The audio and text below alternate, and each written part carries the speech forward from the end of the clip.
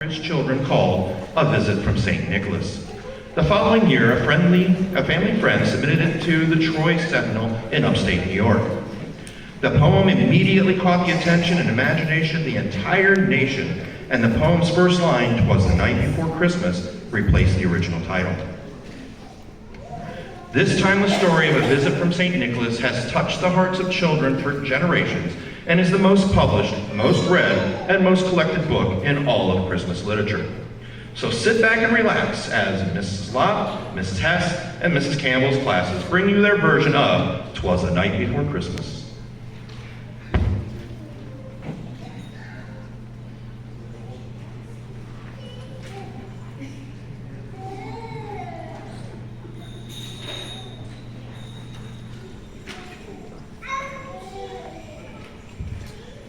"'Twas the night before Christmas when all through the house not a creature was stirring, not even a mouse.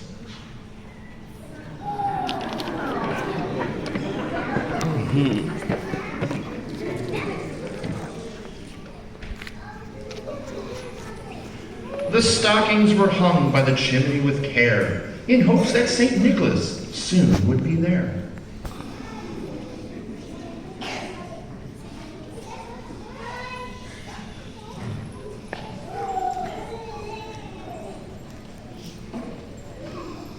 The children were nestled all snug in their beds, while visions of sugar plums danced in their heads.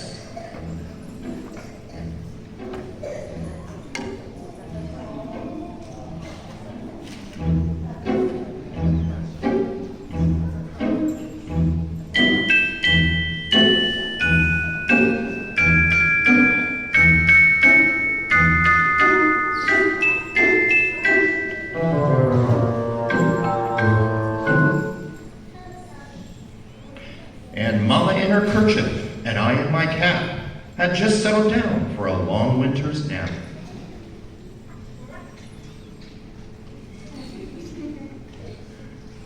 When out on the lawn there arose such a clatter, I sprang from my bed to see what was the matter.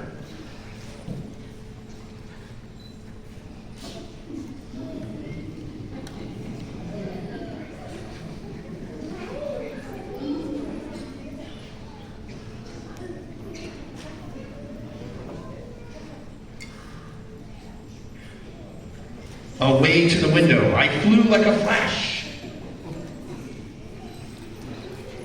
tore open the shutters and threw up the sash. The moon on the breast of the new fallen snow gave a luster of midday to objects below.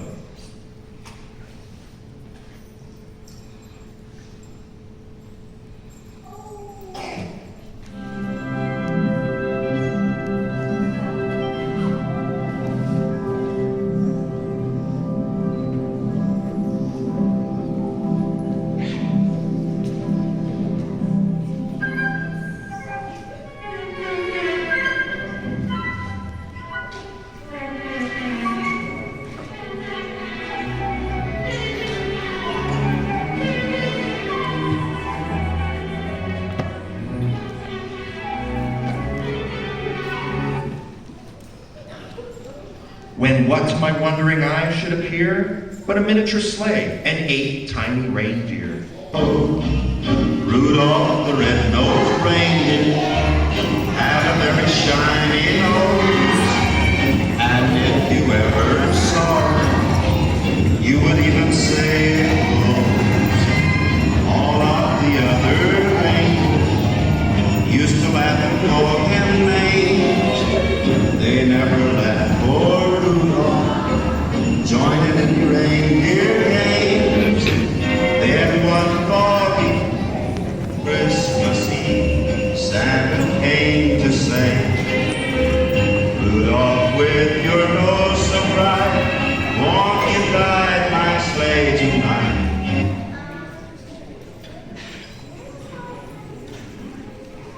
With a little old driver so lively and quick, I knew in a moment it must be St. Nick. More rapid than eagles, his coursers they came, and he whistled and shouted and called them by name. Now Dasher, now Dancer, Prancer, now Prancer and Vixen, on Comet, on Cupid, on Donner and Blitzen. To the top of the porch, to the top of the wall. Now dash away, dash away, dash away all. As dry leaves before the wild hurricane fly, when they meet with an obstacle, mount to the sky. So up to the housetop, the coursers they flew, with sleigh full of toys, and St. Nicholas too.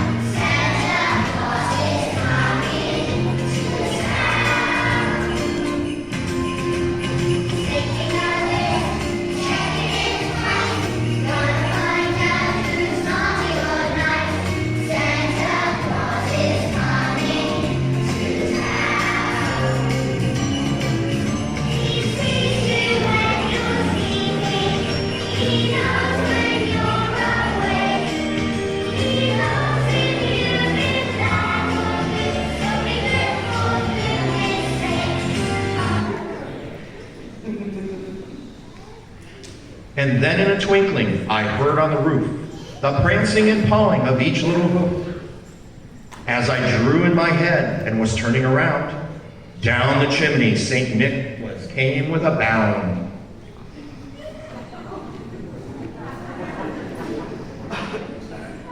He was dressed all in fur from his head to his foot, and his clothes were all tarnished from ashes and soot.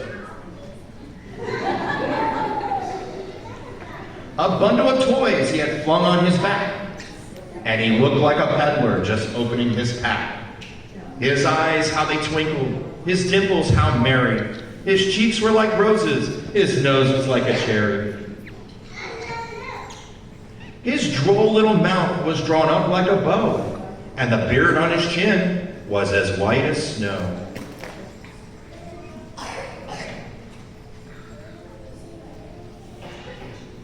He had a broad face and a little round belly that shook when he laughed like a bowl full of jelly. He was chubby and plump, a right jolly old elf, and I laughed when I saw him, in spite of myself.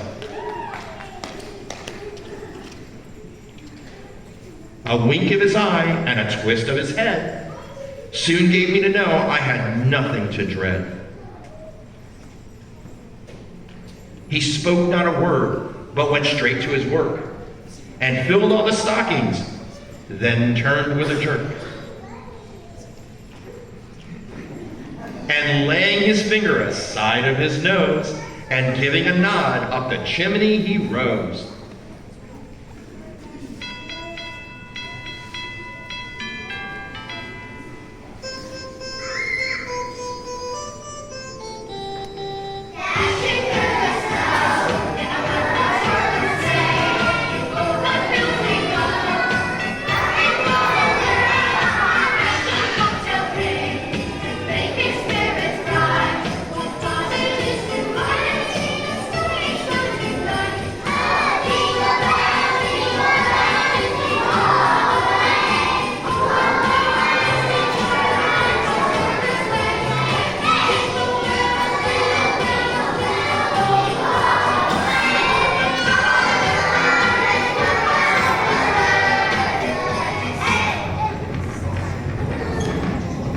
He sprang to his sleigh, to his team gave a whistle, and away they all flew like a down on a thistle. But I heard him explain as he drove out of sight.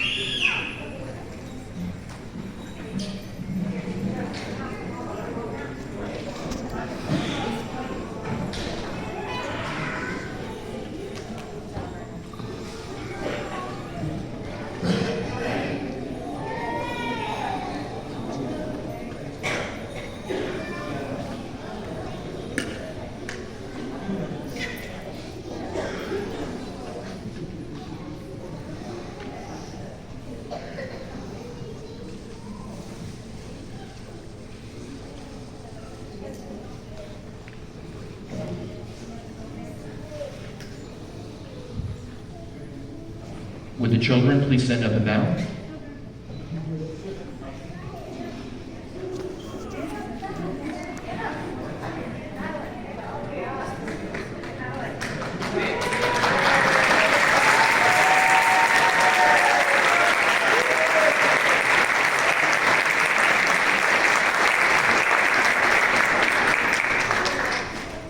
Elves, please stand up and bow.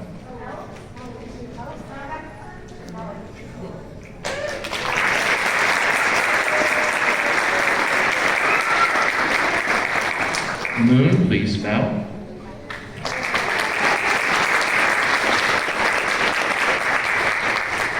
Mouse, please stand up and bow.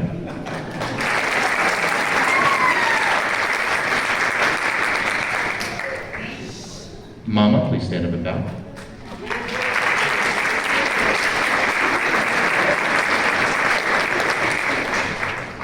Papa, please bow.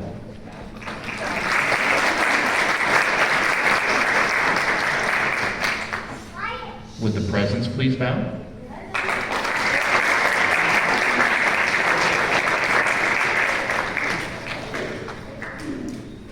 Christmas tree, please bow.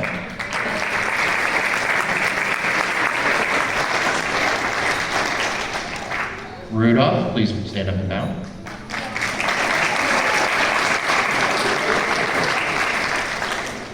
Would the reindeer please stand and bow?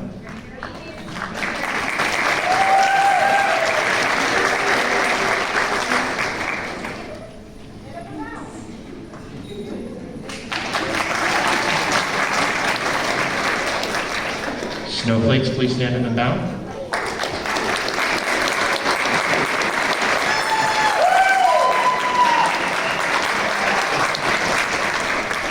Snowman, please bow.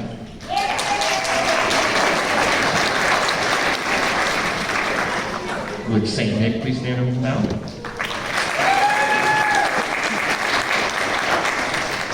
Stockings, please stand and bow.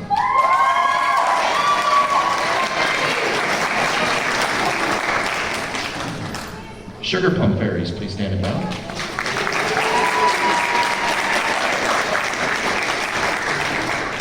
And would the toys please take a bow?